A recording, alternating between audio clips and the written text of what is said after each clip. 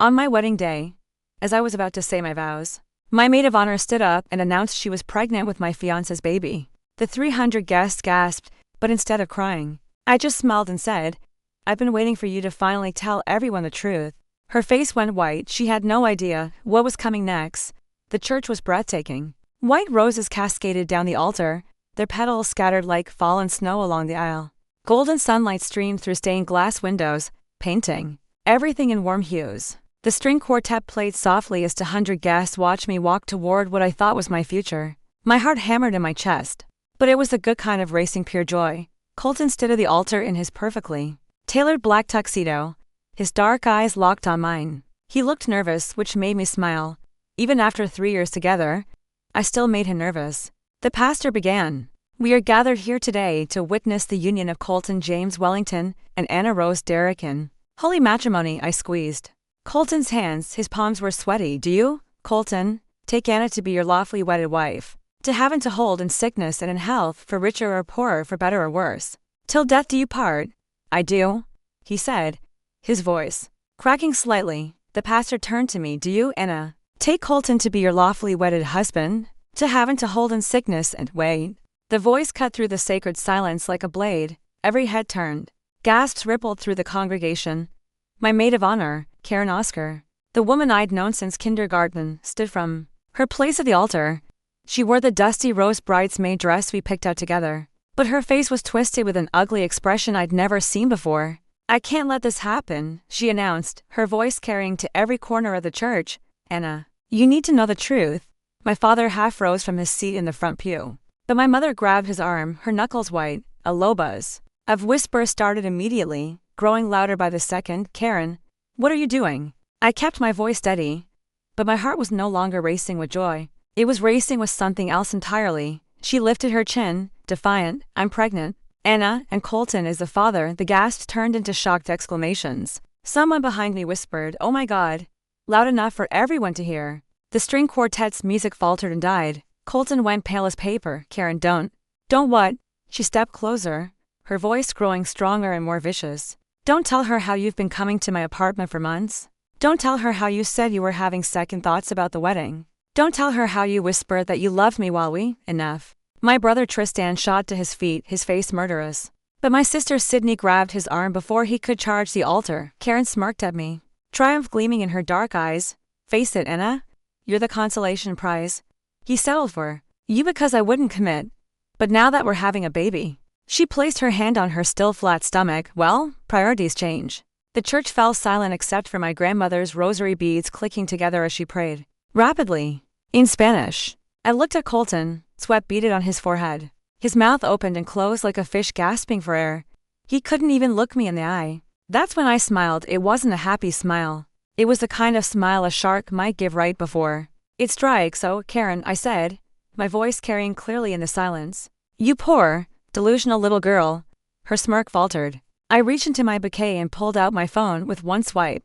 I activated the Bluetooth speaker system we'd installed for the reception music. "Ladies and gentlemen, before we continue this fascinating display, I think you should all hear something." Karen's face went from triumphant to confused to absolutely terrified, as her own voice filled the church through the speakers. "God, Colton is such an idiot. He has no idea I've been sleeping with his brother and his best man. The pregnancy could be any of theirs, but Colton makes the most money, so obviously he's my best bet for child support." The recording continued. Karen's laugh echoed off the church walls as she bragged to someone on the phone about her plan, about how she'd been manipulating all three men, about how she planned to take Anna's pathetic little prince for everything he's worth. Karen dropped to her knees right there at the altar, her face ashen. "Anna, I can explain." "Oh, you'll have plenty of time to explain," I said calmly, "to the police, to the DNA lab, and to my lawyer." I looked out at the stunned congregation.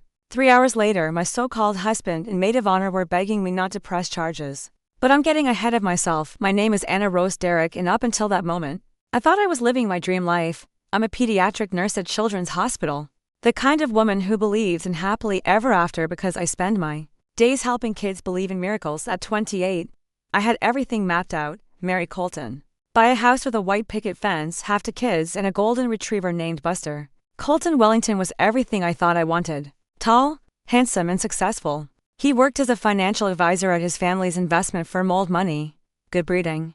The kind of man who looked perfect in family Christmas photos. We met at my cousin's wedding 3 years ago. He was the best man, and I was a bridesmaid. Classic story. He spilled red wine on my dress, then insisted on paying for the dry cleaning. One coffee date turned into dinner, dinner turned into weekend trips, and weekend trips turned into moving in together. He's perfect for you, Maiha. My mother always said. She loved how he brought flowers every Sunday for dinner, how he remembered to ask about her book club, how he promised to give her grandchildren soon. My family adored him. Dad called him Mio and took him fishing. My brother, Tristan, who never liked any of my boyfriends, actually invited Colton to his poker games. Sydney, my younger sister and toughest critic, grudgingly admitted he had potential. But Karen Oscar loved him most of all. Karen and I had been inseparable since we were 5 years old. We lived 3 houses apart on Maple Street, went to the same schools and classes, and had the same dreams of moving to New York to become fashion designers. When high school ended and I chose nursing while she chose marketing, we promised distance would never change us. She was my automatic first call for everything. Bad day at work, call Karen. Good news to share, call Karen. When Colton proposed at the beach last Christmas, she was the second person I told right after my parents. I'm so happy for you. She'd squeal over FaceTime. You deserve this, Anna. You deserve everything. She threw me the most elaborate engagement party, organized my bachelorette weekend in Vegas, and spent hours with me picking up bridesmaid dresses, arguing with the florist, and tasting cake samples until we were sick. I can't wait to stand beside you on your big day, she said during one of our planning sessions. We've been sisters since kindergarten. Now it'll be official when I'm your matron of honor. I laughed. Maid of honor? You're not married yet. Being the operative word, she winked. Maybe your wedding will inspire Angelo to finally propose. Angelo Kim was her boyfriend of 2 years, a sweet, quiet accountant who worshipped the ground she walked on. I always thought they'd get married before Colton and me. Looking back, I should have noticed the signs. Like how Karen always found reasons to drop by our apartment when Colton was home. How she'd linger after I left for early shifts, claiming she wanted to catch up with Colton about work stuff since they both worked in finance. How Colton started working late more often, especially on nights, when Karen said she was too tired to join our group dinners. How my phone would buzz with texts from her at odd hours, just thinking about you at 2 a.m. when she knew I couldn't respond. How Colton became distant the last few months before the wedding. Shorter conversations, less eye contact. When I asked if he was getting cold feet, he'd pull me close and say, never. I can't wait to marry you, Anna.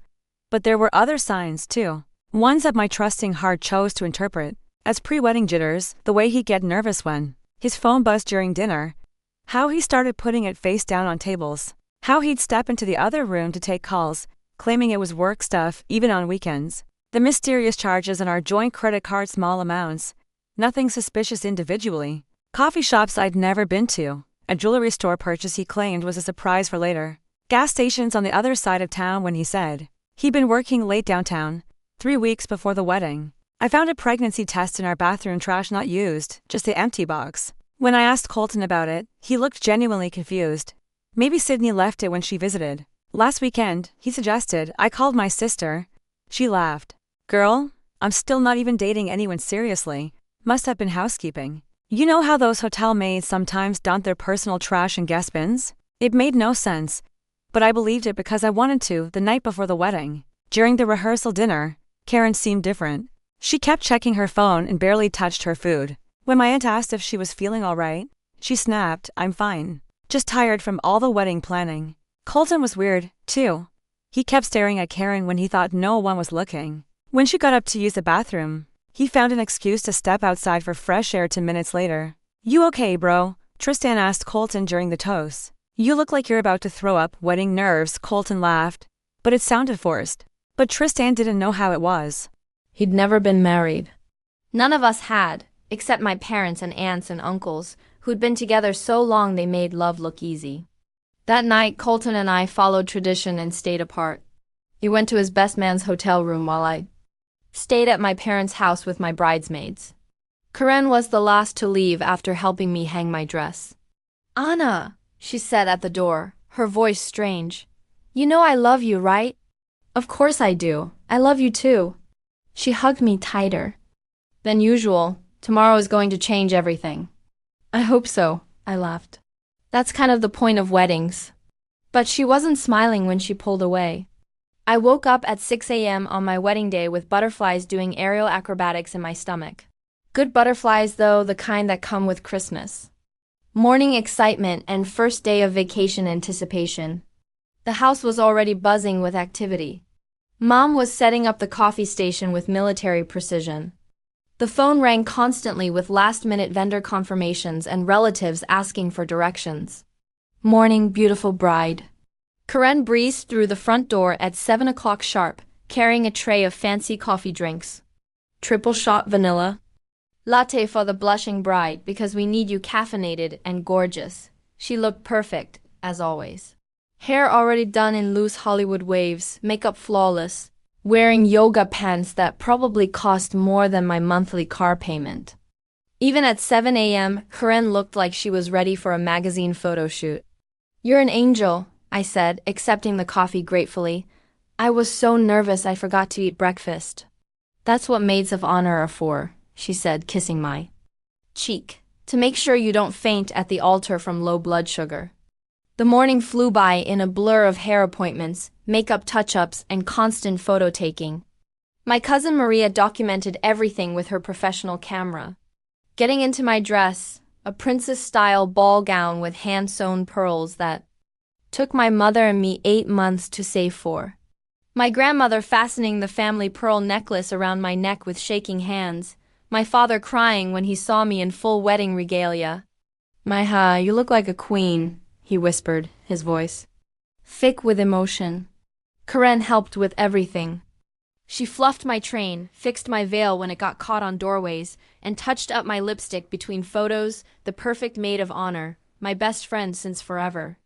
But looking back, she was also checking her phone constantly, quick glances, when she thought no one was looking. Her fingers flying over the screen when she stepped into the bathroom or went to grab something from her car. At one point, Sydney caught her. "Girl, who are you texting so much?" "Angelo's at the golf course with the guys." It's bad luck for the bridal party to talk to the groomsmen before the ceremony. Karen's cheeks flushed pink. Just work stuff. You know how it is with clients? On a Saturday? Sydney raised an eyebrow. My sister had built-in expletive detectors that could spot lies from space. Financial markets never sleep, Karen said smoothly. Too smoothly. We arrived at the church at 2 p.m. for photos. Before the 4 p.m. ceremony, the photographer positioned us all over the grounds. Me with my parents, me with my bridesmaids, me alone by the altar looking contemplative. Every shot was perfect. Colton and his groomsmen were getting ready in the church basement. Protocol said we weren't supposed to see each other before the ceremony, but honestly, I was dying to catch a glimpse. 3 years together and I still got excited just seeing his face. "Can you check if they need anything downstairs?" I asked Karen during a break between photo sets. Make sure Colton remembered his allergy medication. You know how his eyes get watery around all these flowers? She nodded quickly. Of course, be back in 5 minutes. She was gone for 20. When she came back, her lipstick was slightly smudged and her hair looked less perfectly arranged, like someone had run their fingers through it. "Everything okay down there?" I asked. "Perfect," she said. But she wouldn't meet my eyes. "Colton says he can't wait to see you." The ceremony was supposed to start at 4 p.m. by 3:45. Guests were filing into the church, filling up the wooden pews. I peeked through the bridal suite window and saw aunts and uncles. College friends, co-workers, neighbors, everyone who mattered in my life gathered to witness my happy ending. Colton's family took up the right side of the church old money elegance in navy blue and pearls. My family claimed the left side, with bright colors and loud laughter and enough perfume to choke a horse. At 3:55, the wedding coordinator knocked. On our door, "Ladies, it's showtime." My bridesmaids lined up my college roommate Ariel, my cousin Aina, Colton's sister Rebecca, and Karen at the front as maid of honor. They all looked beautiful in their dusty rose dresses, carrying bouquets of white roses and baby's breath. Dad offered me his arm. "Ready, mija?" I took a deep breath, inhaling the scent of roses and old wood and the faint smell of my grandmother's prayer candles. "Ready," the doors opened. The string quartet began the wedding march. Every face turned toward me, smiling and dabbing at tears. This was it. The moment I'd dreamed about since I was a little girl playing dress-up in my mother's wedding gown. I walked down the aisle, feeling like I was floating. The church was perfect. The music was perfect. Colton looked perfect, standing at the altar in his black tuxedo with the white rose boutoni air. Everything was perfect. Until it wasn't. I'm pregnant, Anna, and Colton is the father. The words hung in the air like poison gas. I felt the entire congregation inhale collectively, then hold their breath, waiting to see what would happen next. My bouquet suddenly felt heavy in my hands. The church, which had been warm and golden just seconds before, now felt cold and stark. Every eye was on me, watching for my reaction, waiting for me to crumble. But I didn't crumble. Instead, something ice-cold settled in my chest, clarity sharp as a blade. Colton finally found his voice. Karen, please don't do this. Not here, not now. When else, Colton? She stepped closer to him, her voice growing stronger and more confident. When you're on your honeymoon? When Anna's already legally tied to you? When it's too late for her to make an informed choice. She turned to face our guests, playing to the audience like an actress on stage. I'm sorry, everyone. I know this is awkward, but Anna deserves to know the truth before she makes the biggest mistake of her life. My father's face had gone from confused to murderous. He started to rise from his seat, but my mother grabbed his wrist. Esteban, no, she hissed. Let Anna handle this. Karen looked back at me, and for a split second, I saw something that looked almost like regret flash across her face. But then her chin lifted, and the mask of righteous indignation slid back into place. I didn't plan for this to happen, she continued, her voice carrying to every corner of the church. Colton and I, we fought it for months. We both love you. Anna, but sometimes love isn't enough to stop other kinds of love. The guests were starting to murmur now, whispers rippling through the pews like wind through wheat. I caught fragments. Oh my God, did she just... That poor girl at her own wedding, the audacity. Colton looked like he wanted to disappear into the floor. Sweat had broken out on his forehead and his hands were shaking. Anna, I can explain ... Explain what? Karen interrupted. Explain how you told me you were having second thoughts about the wedding. Explain how you said you felt trapped. Explain how you whispered my name when we... Enough. My brother Tristan shot to his feet like a rocket, his face twisted with rage. He started toward the altar, but Sydney and my cousin Roberto grabbed his arms, holding him back. Let me go. Tristan snarled. I'm going to deal with him. I'm going to kill both of them. The security guards Dad had hired for the reception moved forward, ready to intervene if my family decided to start a brawl in the house of God. Karen seemed to feed off the chaos. Her eyes were bright, almost fevered. Anna, you have to understand. I never meant for this to happen, but we can't help who we fall in love with. And Colton, he loves me. He's always loved me. She placed both hands on her stomach in a gesture that was clearly meant to be protective and maternal. This baby deserves to have its father, and Colton deserves to be with the woman he truly wants. Colton stared at her like she'd lost her mind. Karen, stop talking. You're making this worse. But she was on a roll, now drunk on the attention and drama. Worse? Colton hiding the truth is what made this worse. Living a lie is what made this worse. She gestured toward me. Look at her standing there in that ridiculous dress, thinking she's about to marry the love of her life. Don't you think she deserves better than a man who wishes he was marrying someone else? That's when something snapped inside my chest. Not broke, snapped like a rubber band that had been stretched too tight. I smiled. It must have been quite a smile because Karen actually took a step backward. Oh, honey, I said, my voice soft and sweet. You sweet, stupid little girl. Her confident expression wavered. I reached into my bouquet and pulled out my phone. With one smooth motion, I activated the Bluetooth connection to the church's sound system, the same system we'd installed to play our wedding music. Before we continue with this fascinating performance, I announced, my voice now carrying clearly through the speakers, I think everyone should hear something. Karen's face went white. Anna, what are you? I pressed play. Karen's own voice filled the church, crystal clear through the professional sound system. God, Colton is such an idiot. He has no idea I've been sleeping with his brother and his best man. The pregnancy could be any of theirs, but Colton makes the most money, so obviously he's my best bet for child support. The congregation gasped in unison, but the recording wasn't finished. Anna's so pathetically naive, it's almost sad. She actually thinks Colton loves her. Meanwhile, he can't keep his hands off me every time she works late shifts. Last week he said he wishes he'd proposed to me instead. Colton's face had gone from pale to green. He looked like he might actually vomit right there at the altar. But Karen's voice continued, bright with laughter. The best part is she's paying for half the wedding, so technically she's funding her own humiliation. God, I can't wait to see her face when I tell everyone. It's going to be so delicious.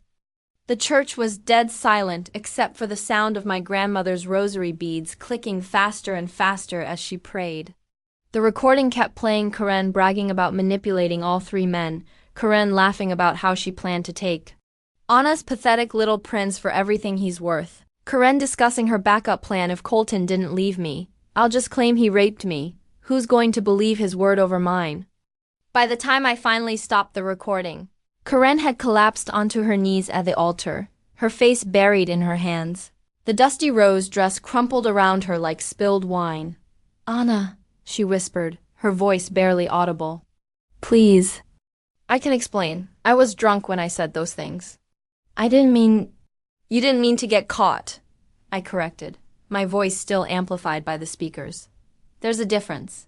I turned to Colton, who looked like a deer caught in headlights. Anything you'd like to add, honey? Or should I play the recording of you calling me a boring, clingy expletive while you were screwing my best friend in the apartment I pay half the rent for? He opened his mouth, then closed it. Opened it again. No words came out. I looked out at the congregation. 200 faces stared back at me. Expressions ranging from shock to appalled to impressed to murderous, those were mostly my relatives. Ladies and gentlemen, I said calmly. I apologize for the interruption, but as you can see, we have a slight issue with the groom and my maid of honor. Something about honesty, fidelity, and basic human decency. My father finally broke free from my mother's grip and stood up. Anna, Meha, do you want me to... No, Papa, I've got this. And I did. For the first time in months, maybe years, I felt completely in control. You want to know the funny thing? I said, my voice still carrying through the church speakers as I looked down at Karen, who was still on her knees at the altar. I've known about you two for months. The congregation rustled like leaves in wind. Karen's head snapped up, her face streaked with mascara tears. That's impossible, she whispered. Is it? I pulled out my phone again, scrolling through photos. Shall we start with the pictures my neighbor, Mrs. Patterson, took of you leaving our apartment building at 6 a.m. on February 14th? You know, Valentine's Day when I was working a double shift at the hospital. I held up the phone so everyone could see the clear photo of Karen doing the walk of shame in yesterday's clothes.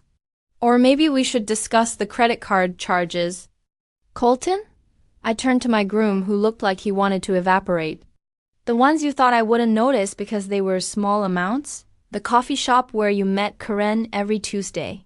The jewelry store where you bought her that little diamond necklace she's wearing right now. Karen's hand flew to her throat where a delicate chain with a tiny diamond pendant caught the church light, the same pendant I'd seen in our credit card statement and assumed was a surprise for me. The hotel room you booked last month when you told me you were at that financial conference in Chicago, I continued. Except the conference was virtual, wasn't it, Colton? And you were actually 20 minutes away at the Marriott downtown with my maid of honor.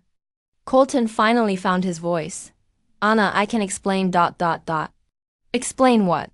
How you took $5,000 from our joint wedding account to pay for her credit card bills. How you used my engagement ring money from my grandmother to cover her rent when she got fired from her marketing job. How you promised her you'd call off our wedding after the honeymoon so she could save face. The church erupted in gasps and angry murmurs. Someone behind me said, Jesus Christ, loudly enough to make Father Rodriguez wince. But I wasn't done. Or maybe, I said, my voice getting dangerously soft. We should discuss the real reason Karen is here making this dramatic announcement. Karen struggled to her feet, her hands shaking. Anna, please . See, here's the thing about my best friend since kindergarten. I told the congregation like I was giving a toast at a dinner party. She's always been competitive. Always wanted what I had, my dolls, my clothes, my boyfriends. But this time she bit off more than she could chew. I walked closer to Karen, my wedding dress rustling with each step.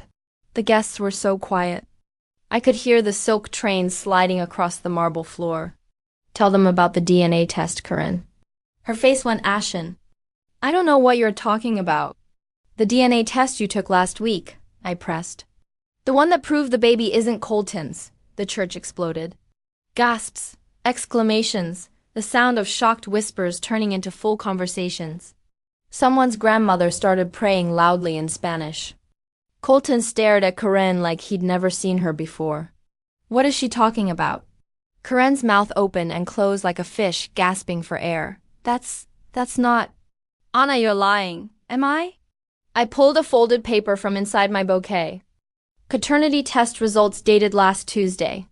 24% probability that Colton Wellington is the father, which, for those of you who aren't familiar with genetics, means definitely not the father. I held the paper high enough for everyone to see the official letterhead. But here's my favorite part, I continued, my voice taking on a sweet conversational tone. The test also shows a 99% probability that the father is ... I paused for dramatic effect, James Wellington. Colton's face went from green to white to red in the span of 3 seconds. My brother? Your brother, I confirmed cheerfully.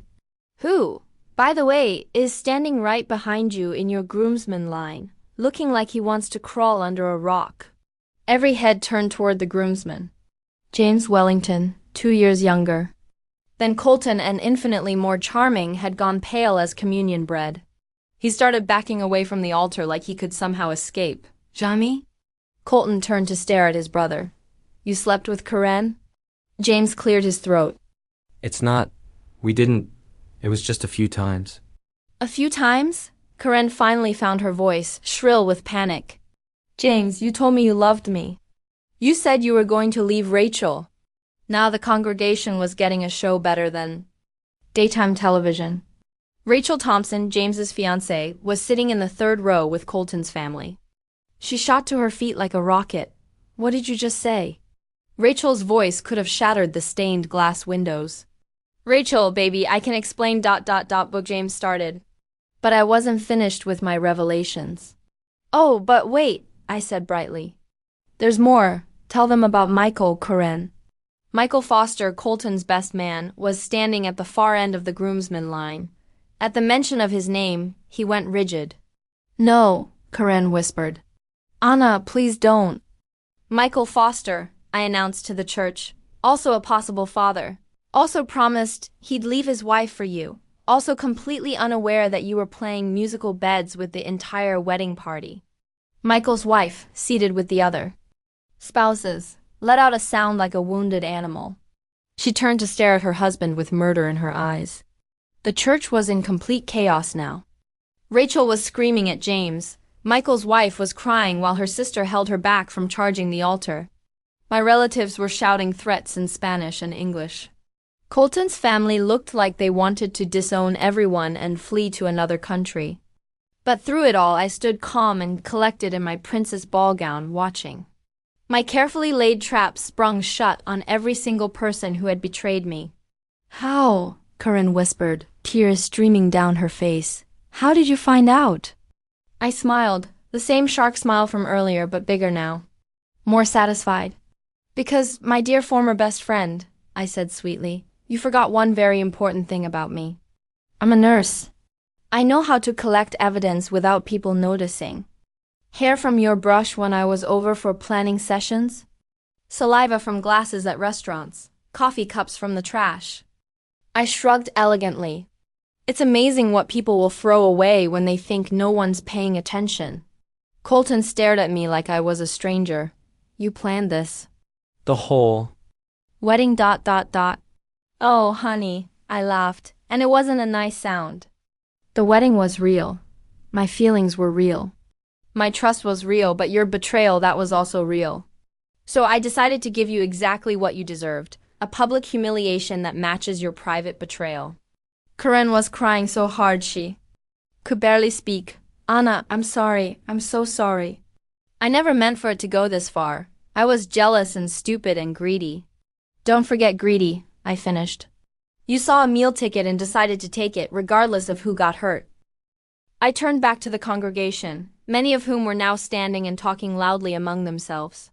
Ladies and gentlemen, I called out, my voice cutting through the noise. I apologize for turning my wedding into an episode of Jerry Springer. But I figured if I was going to be humiliated, I might as well make sure I wasn't the only one. My father pushed through the crowd to reach me. Maya, what do you need? What can we do? Actually, Papa, I said, pulling off my engagement ring and wedding band, I need you to call Detective Rivera. Detective Rivera? Colton looked confused. Why are you calling the police? Because, I said calmly, handing my rings to my father, embezzlement is a crime. So is fraud, so is identity theft, and Karen has committed all three. The blood drained from Karen's face. What are you talking About? The credit cards you opened in my name, I explained patiently. The loans you took out using my social security number. The $50,000 you stole from my inheritance account to pay for your shopping sprees and abortion fees. Abortion fees? Colton looked like he'd been slapped. Oh, yes, I nodded. This isn't Karen's first pregnancy scare, just her first attempt to use one as a weapon. She's had 3 abortions in the past 2 years, all paid for with money stolen. From me, Karen collapsed back to her knees, sobbing hysterically. Anna, please, I'll pay it back. I'll do anything. Please don't call the police. Too late, I said, checking my phone. I already called them. They should be here any minute. And as if on cue, the sound of sirens began to wail in the distance, growing closer by the second. The police sirens were getting louder, but the chaos in the church was deafening. Rachel was still screaming at James, who was trying to push past the other groomsmen to escape. Michael's wife had broken free from her sister and was now advancing on Michael with her purse raised like a weapon. My family members were shouting, in a mixture of Spanish and English, while Colton's family looked like they were attending a funeral instead of a wedding. Anna, you can't be serious about this, Colton said, reaching for my hands. I stepped back before he could touch me. Dead serious, I replied. You stole from me, Colton. You used our joint account like your personal piggy bank. You forged my signature on loan documents, and you helped her, I pointed at Karen, who was still kneeling on the altar floor, commit identity theft. The apartment lease you co-signed for her using my credit information, I continued. The car loan you guaranteed with my income statements. The credit cards you helped her apply for by providing my employment verification. Should I go on? Colton's face crumbled. He looked around desperately as if the church's stained glass saints might offer him sanctuary. They didn't. The sirens stopped right outside the church. Heavy footsteps echoed in the vestibule, and Detective Rivera appeared in the doorway with 2 uniformed officers behind him. Anna, Detective Rivera called out, surveying the chaos. I got your message. Are these the suspects? I nodded toward Karen and Colton. Karen Oscar and Colton Wellington. All the evidence is in the folder I sent to your office yesterday. Karen looked up at me with mascara streaming down her face. Yesterday? You sent evidence yesterday? I sent it last week. Actually, I corrected. But I asked Detective Rivera to wait until today to make the arrests. I wanted to give you one last chance to come clean, to maybe, just maybe, show a shred of decency, and call off this ridiculous charade before you destroyed everything. But you planned the DNA tests, Colton said weakly. You knew? I hoped. I was wrong, I said simply. Right up until this morning, I hoped I'd wake up and discover this was all some horrible nightmare. That my best friend since kindergarten and the man I loved wouldn't actually betray me this completely. Detective Rivera approached the altar. Karen Oscar, you're under arrest for identity theft, fraud, and embezzlement. Colton Wellington, You're under arrest for conspiracy to commit fraud and embezzlement. No, wait. Karen scrambled to her feet as the officer pulled out handcuffs. Anna, please, we can work this out. I'll pay you back every penny. With what money? I asked coldly. You don't have a job. You have $50,000 in debt. You're pregnant with a baby that isn't even Colton's. What exactly are you going to pay me back with? I'll figure something out. Please, Anna. We've been friends since we were 5 years old. That has to count for something. It did count for something, I said, my voice breaking just a little. It counted for everything. That's why this hurt so much. The officer cuffed Karen while she sobbed. Colton didn't resist when they cuffed him, but he kept staring at me like he couldn't believe what was happening. Anna, he said as they started to lead him away. This whole thing with Karen, it was a mistake. A stupid, terrible mistake. I looked at him for a long moment. This man I'd planned to spend my life with. This man I'd trusted with my heart. My body, my future, my money. No, Colton, I said quietly. Marrying you would have been the mistake. As the police led them toward the church doors, Karen turned back one more time. Anna, she called desperately. The baby! What about the baby? That's between you and James, I replied. Or you and Michael, or you and whoever else you've been sleeping with. But it's not my problem anymore. The church doors closed behind them with a heavy thud. For a moment, there was absolute silence. 200 people stared at me in my wedding dress, standing alone at the altar where I should have been saying, I do, to the love of my life. Then my grandmother started clapping. Slow, deliberate applause that echoed through the church like thunder. One by one, other people joined in. My parents, my siblings, my cousins, my college friends. Even some of Colton's relatives who looked mortified by their family's behavior. Soon the entire congregation was on their feet, applauding. Meha, my father said, climbing the steps to the altar and pulling me into his arms. I am so proud of you. Are you? I asked, my voice muffled against his shoulder. I just turned my wedding into a crime scene. You turned your wedding into justice. My mother corrected, joining our embrace. Those people, what they did to you, it's unforgivable. Tristan pushed through the crowd to reach us, his face still flushed with anger. Anna, I'm sorry I didn't see it. I should have known something was wrong. I should have protected you. You couldn't have known, I told him. I barely knew myself until a few months ago. Sydney appeared next to us, her expression a mixture of pride and fury. Girl, that was the most badass thing I've ever seen in my life. But I'm still going to murder both of them when they get out of jail. No murdering, I said weakly. I've caused enough drama for one day. But even as I said it, I felt lighter than I had in months. The weight of pretending everything was fine, of lying to myself about red flags, of carrying the burden of their betrayal alone. It was all gone. Father Rodriguez approached cautiously. Anna, my dear, are you all right? Do you need any?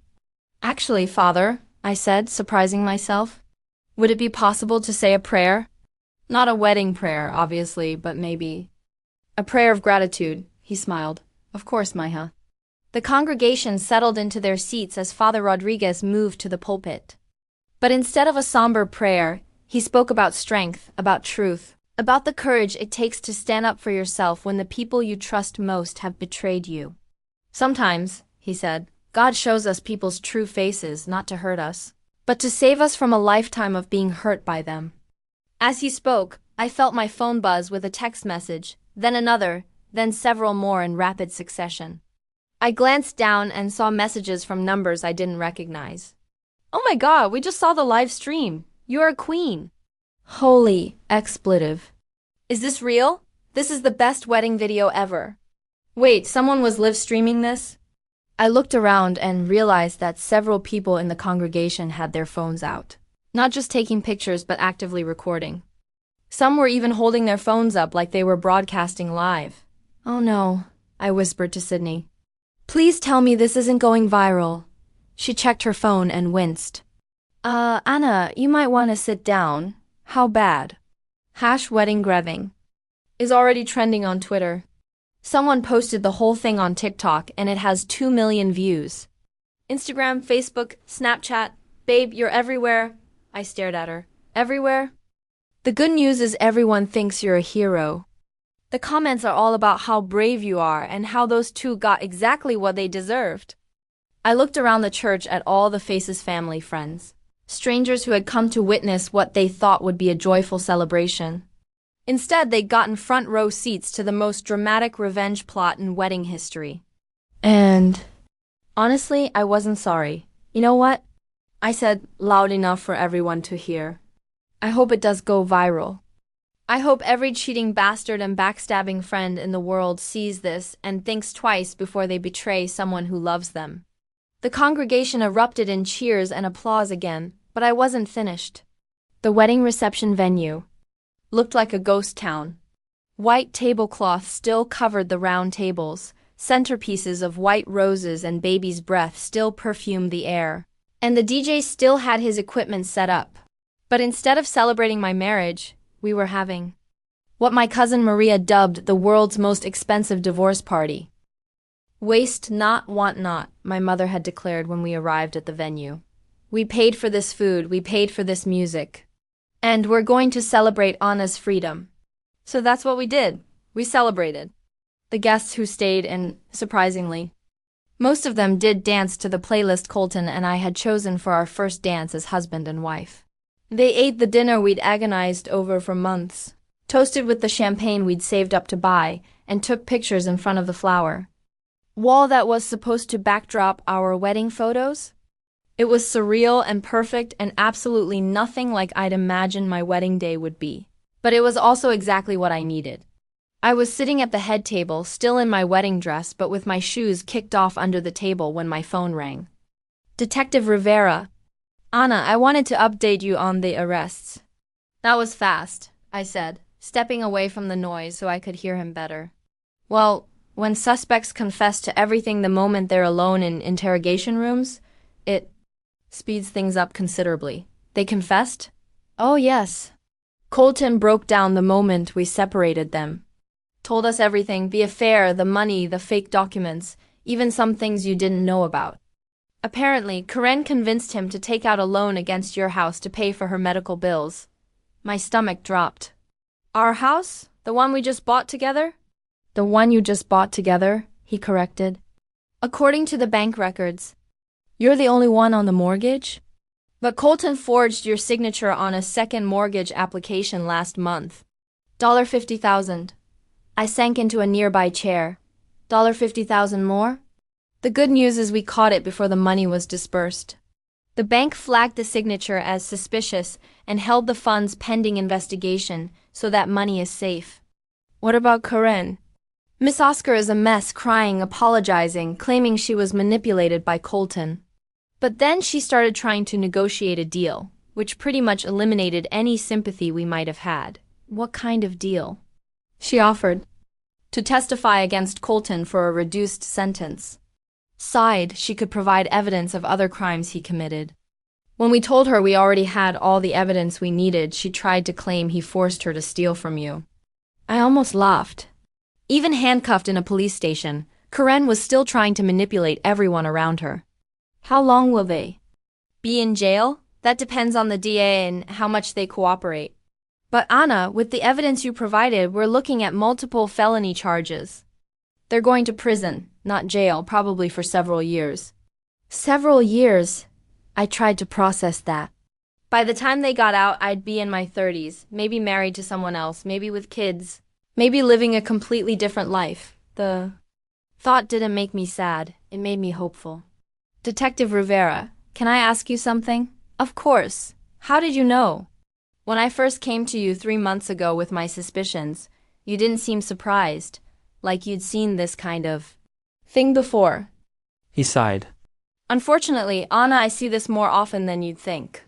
Financial betrayal between romantic partners, friends taking advantage of friends, elaborate deception schemes. What I don't often see is someone as prepared as you were. The evidence you collected was better than what most of our detectives gather. Every document labeled and dated, every conversation recorded, every financial transaction tracked. You built an airtight case. I'm a nurse, I said simply. We're trained to be thorough. You're also incredibly brave. A lot of people in your situation would have confronted the cheaters privately, maybe tried to work things out. You chose justice instead. Justice? Was that what this was? It felt more like survival. After I hung up, I walked back toward the celebration. But before I could reach my table, I was intercepted by a woman I didn't recognize, mid-30s. Professional looking, with a press badge hanging around her neck. Anna Derek, I'm Jennifer from Channel 7 News. I was wondering if I could ask you a few questions about what happened today. The news?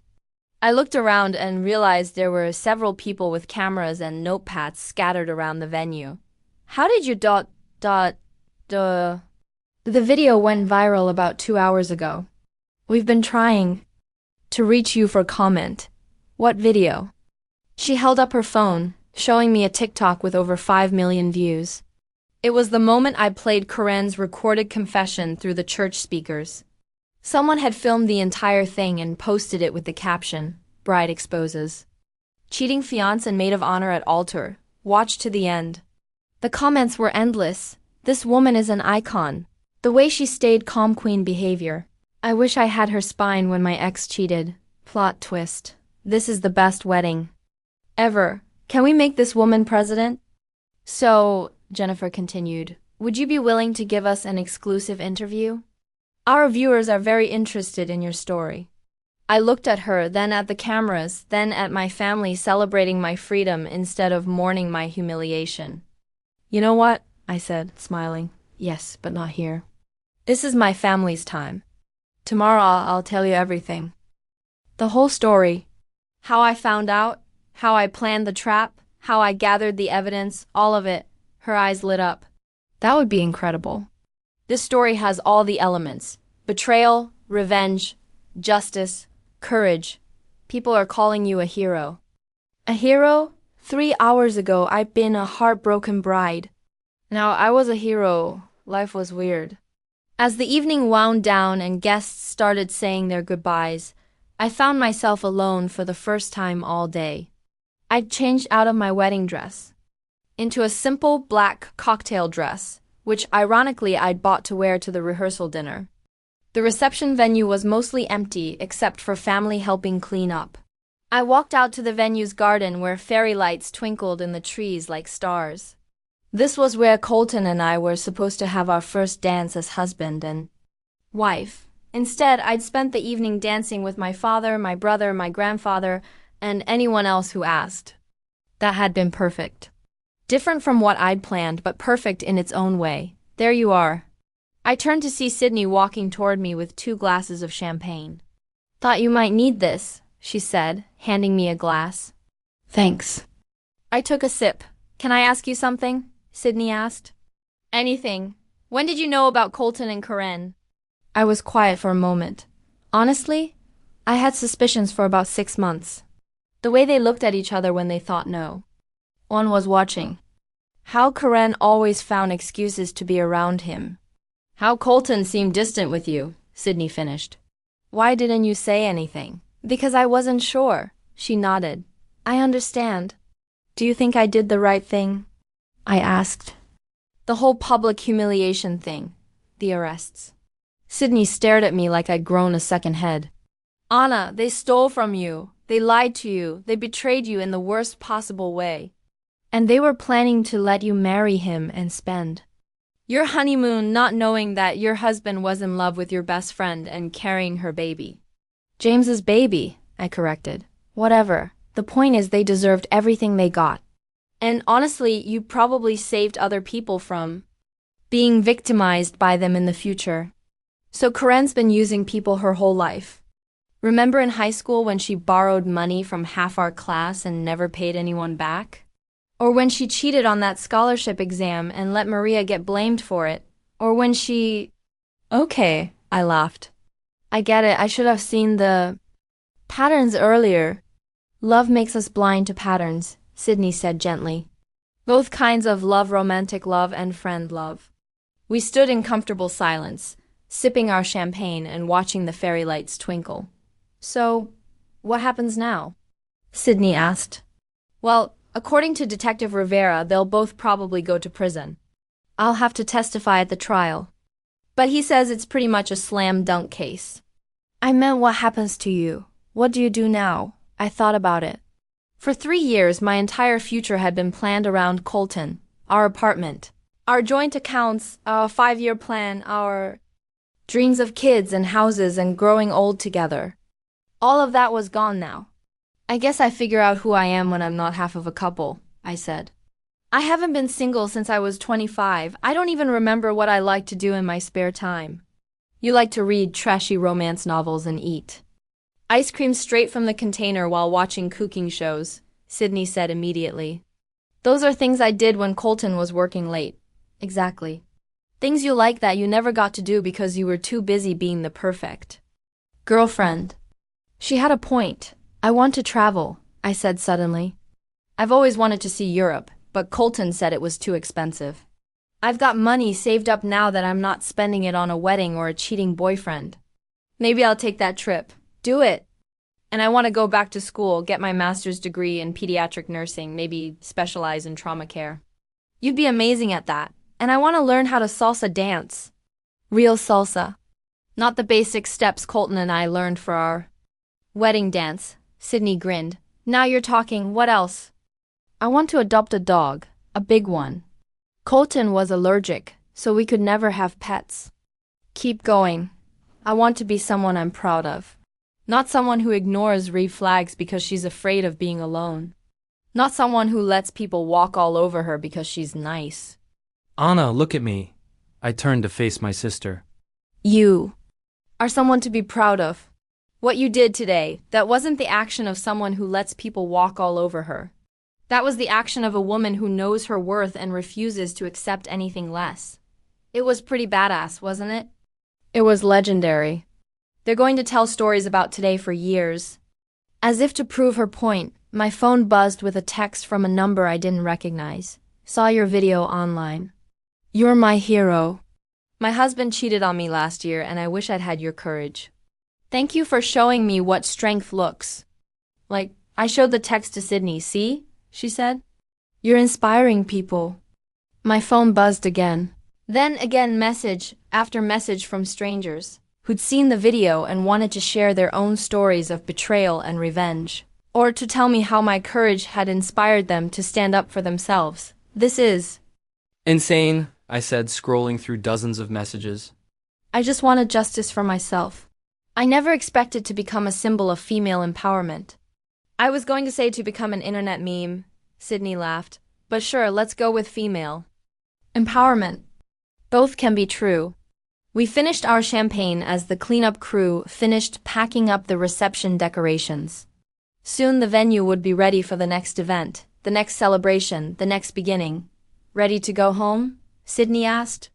I looked around one more time. This place that was supposed to hold the memories of the happiest day of my life. Instead, it would always be the place where I chose myself over settling for less than I deserved. Actually, I said, I don't want to go home. Not to the apartment I shared with Colton, anyway. Can I stay with you tonight? Of course! We'll order pizza, drink wine, and plan your European vacation. Sounds perfect. As we walked toward the parking lot, Sydney's phone rang. She answered it, then held the phone out to me with a strange expression. It's for you. Who is it? Ellen's show. I stared at the phone. Ellen? As in Ellen DeGeneres? Sydney nodded. I took the phone with shaking hands. Hello, Anna, this is Sarah from Ellen's production team. We'd love to have you on the show next week to talk about what happened today. Ellen thinks your story is incredible and wants to celebrate your courage. Ellen DeGeneres wanted to celebrate my courage. I looked at Sydney, who was grinning like a maniac. You know what? I said into the phone. I'd love to. After I hung up, Sydney grabbed my hands. Anna Derek, you are about to be the most famous revenge bride in history. Is that a good thing? Are you kidding? You're about to become every woman's hero. You're going to inspire millions of people to stand up for themselves. You're going to change my life completely. I finished. Exactly. Are you ready for that? I thought about Colton and Karen probably sitting in jail cells right now, realizing that their betrayal had consequences they never imagined. I thought about all the messages from strangers who said my story had inspired them. I thought about the life I'd been planning with someone who didn't deserve me and the life I was about to build for myself. You know what, Sydney? I've never been more ready for anything in my life. And as we walked to the car, I couldn't help but smile. This morning, I'd woken up expecting to become Mrs. Colton Wellington. Instead, I was ending the day as Anna Derrick, the woman who refused to be played, who chose justice over comfort, who turned her worst day into her most powerful moment. They thought they ruined me on my wedding day. Instead, I buried them with the truth. I'm writing this from a cafe in Barcelona, sipping sangria, and watching the sunset paint the Mediterranean golden. The European trip I dreamed about? I took it 8 months backpacking through Spain, Italy, and France, staying in hostels, making friends with strangers, eating gelato for breakfast, and learning that I'm braver than I ever knew. The Ellen Show appearance led to more interviews, which led to a book deal, which led to speaking engagements at women's conferences. Apparently, my story resonated with people all over the world. Who knew that standing up for yourself could be so revolutionary? Colton and Karen were both sentenced to 4 years in prison. They'll be eligible for parole in 18 months. I won't be attending their parole hearings. The baby was born 7 months after the wedding. That didn't happen. James stepped up and is actually being a decent father. According to Rachel, who somehow forgave him and is helping raise the child, people are complicated. Michael's wife divorced him and took half of everything he owned. He sent me a thank you card. I sold the apartment Colton and I shared and bought a little house with a garden where my new dog Luna likes to chase butterflies. I did go back to school. I start my master's program in pediatric trauma nursing next month. And yes, I learned to salsa dance. I'm terrible at it, but I love it anyway. Sometimes people recognize me on the street and ask if I regret what I did. If I wish I'd handled things differently, if I ever think about forgiving them. The answer Is always no. I don't regret choosing truth over comfort. I don't regret demanding justice instead of accepting betrayal. And I certainly don't regret discovering my own strength in the process. The woman who walked down that aisle 8 months ago was hoping to find happiness by attaching herself to someone else's life. The woman writing this has learned that the best kind of happiness comes from building a life you're proud of, with or without someone else. I'm not looking for my next relationship. I'm not trying to replace what I lost. I'm creating something entirely new. And if someone wants to be part of that life, they'll have to earn it. They'll have to prove they deserve the love of a woman who knows her worth, who won't ignore red flags, who won't settle for less than she deserves. Because I learned something important on my wedding day, the person who matters most in your love story is you. My story, it's just getting started. Tools.